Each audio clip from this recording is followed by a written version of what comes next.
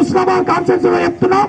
ఈ హుస్నాబాద్ లో కరీంనగర్ లో కలుపుతామని ఇక్కడున్న మినిస్టర్ మొదటి హామీ ఇచ్చి ఈ ఎన్నికల్లో గెలుపొందడం జరిగింది.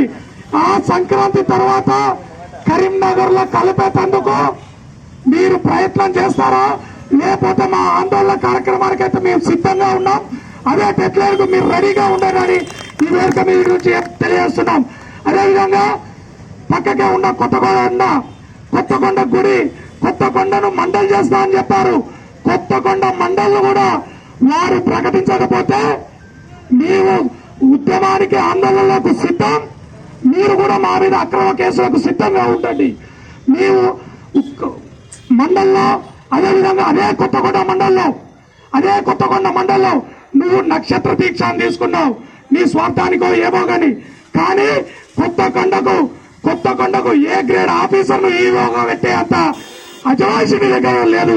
అలాంటి ఎన్నో తెలివి తక్కువ పనులు చేస్తున్నావు కాబట్టి నీ కూడా ఈ హుస్నాబాద్ కాన్స్టిట్యూన్సీ నుంచి సంక్రాంతి డెడ్లైన్ తర్వాత ఖచ్చితంగా కరీంనగర్ లో కలిపేందుకు కొత్తకొండ మండలి కోసం గ్రామాలలో ఉండే సమస్యల కోసం ఖచ్చితంగా పోరాటం చేస్తామని తెలియజేస్తూ ఈ కార్యక్రమాన్ని ఉద్దేశించి మన ముఖ్య అతిథి కాంగ్రెస్ ప్రభుత్వం తెలంగాణలో అధికారంలో చేపట్టి ఇప్పటికి ఈ రోజుకు ఏడాది మీద 5 రోజులు గడుస్తున్న సందర్భంగా ఏడాది పాలనలో కాంగ్రెస్ పార్టీ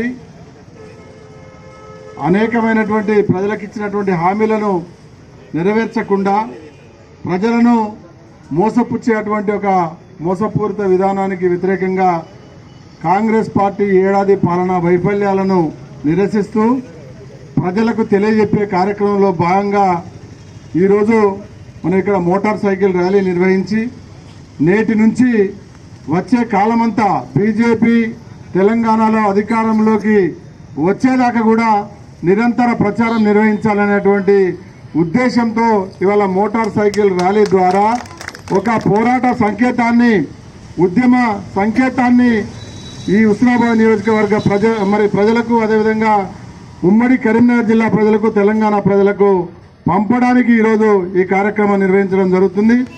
రాష్ట్ర వ్యాప్తంగా ఇదే కాంగ్రెస్ వైఫల్యాల మీద మొన్న 7వ తేదీన హైదరాబాద్లో పెద్ద బహిరంగ సభ జరిగింది.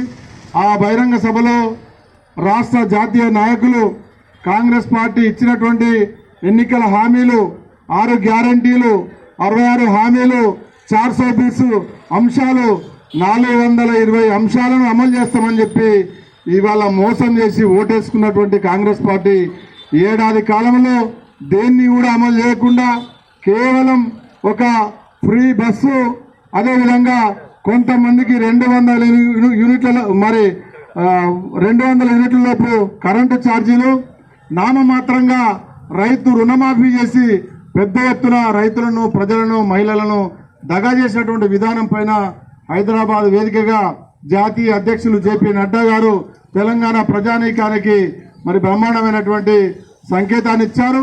ఆ రోజు నుంచి రేపు భవిష్యత్తులో బీజేపీ అధికారంలోకి వచ్చేదాకా ఈ పోరాటం కొనసాగాలని చెప్పి వారు ఇచ్చినటువంటి పిలుపు మేరకు హుస్నాబాద్లో నిజంగా ఛార్జ్షీటు, కాంగ్రెస్ వైఫల్యాలపైన ఛార్జ్షీటు రిలీజ్ చేయాల్సినటువంటి అవసరం ఉంది. అనివార్య కారణాల వల్ల అవి కొన్ని చేయలేకపోయినాం.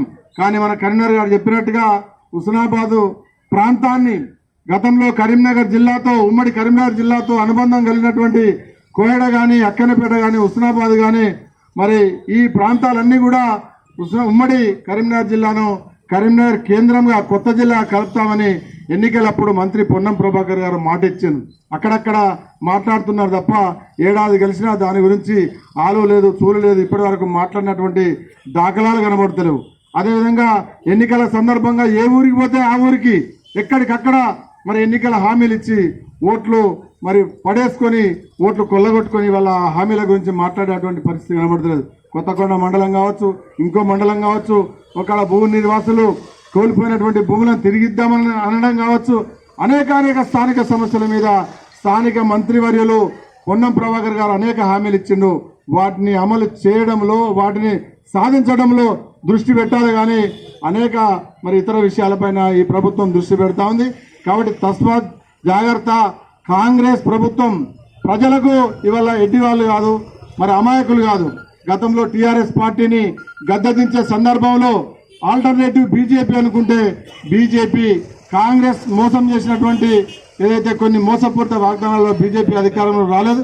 కానీ ఇవాళ Congress waste, TRS waste, BJP best అనేటువంటి ఒక ఆలోచన ప్రజలలో మరి పేరుకపోతున్నటువంటి నేపథ్యంలో ఈ 3-4 సంవత్సరాల కాలం పాటు ప్రజల ముందున్నటువంటి ఈ ప్రాంతం ముందున్నటువంటి సమస్యల పరిష్కారంతో పాటు రాబోయే కాలంలో ఈ ప్రాంతాన్ని ఏ విధంగా మరి బాగు చేయాలనో భారతీయ జనతా పార్టీ ఒక మరి చిత్తశుద్ధితో ఒక 11 మంది ప్రణాళికతో ముందుకు పోతుంది. కాబట్టి కాంగ్రెస్ వేస్ట్, అదేవిధంగా బీఆర్ఎస్ వేస్ట్, బీజేపీ బెస్ట్ అనేటువంటి మరి ఆలోచన ప్రజలలో ఉన్నదాన్ని మన బీజేపీ కార్యకర్తలుగా ప్రజల యొక్క విశ్వాసాలను, ప్రజల యొక్క ఆలోచనను మనం అందుకొని రేపు గ్రామాల్లో బూత్ స్థాయి నుంచి నియోజకవర్గ స్థాయి వరకు పార్టీని బలోపేతం చేయాల్సినటువంటి బాధ్యత మనందరిపైన ఉంది.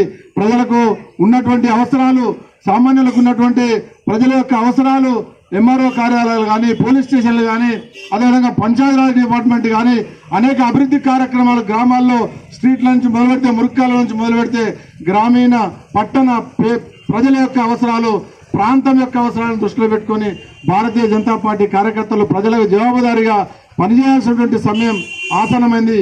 ఇప్పుడే మరి మనం పోరాటాలను మొదలుపెట్టినాం. 1 సంవత్సర కాలం పాటు ఏ పార్టీకైనా అవకాశం ఇవ్వాలి కాబట్టి 1 సంవత్సరం